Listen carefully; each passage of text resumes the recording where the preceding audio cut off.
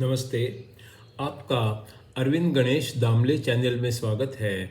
मैं अरविंद दामले प्रस्तुत कर रहा हूँ प्रेषित का 26वां भाग।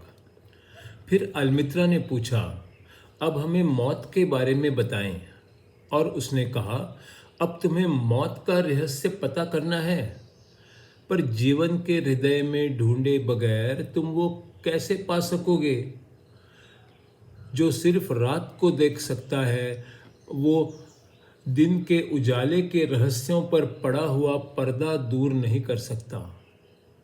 अगर तुम मौत क्या है ये जानना चाहते हो, तो तुम्हारा हृदय तुम जीवन के लिए पूरी तरह खोल दो, क्योंकि जीवन और मृत्यु एक ही तो है। ठीक वैसे ही जैसे अंततः नदी और सागर एक ही है।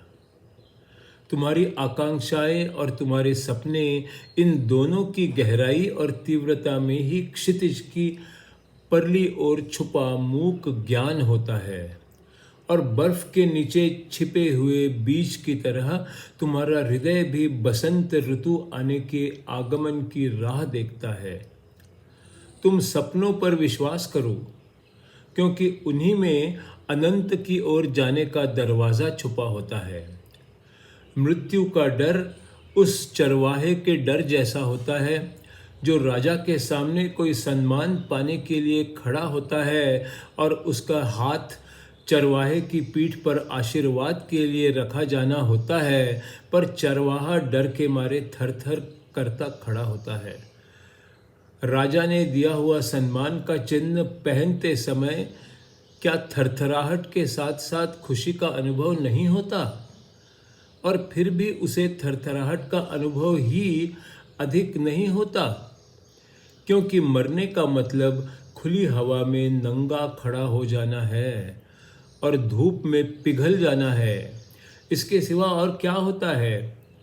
और सांस रोक देना क्या होता है? सांस को अस्वस्थता के ज्वार भाटे से मुक्त करना, इतना ही तो होता है।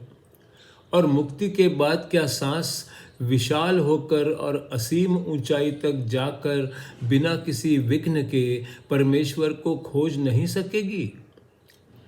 सभी आवाज़ों से मुक्ति का पानी पीकर ही तुम सच्चा गाना गा सकोगे।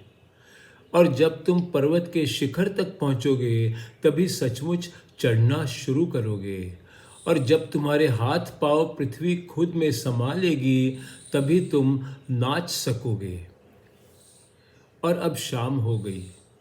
अलमित्रा ने कहा, ये जगह और आज का दिन धन्य है। आज आपने हमें ज्ञान की बातें बताई। और फिर उसने कहा,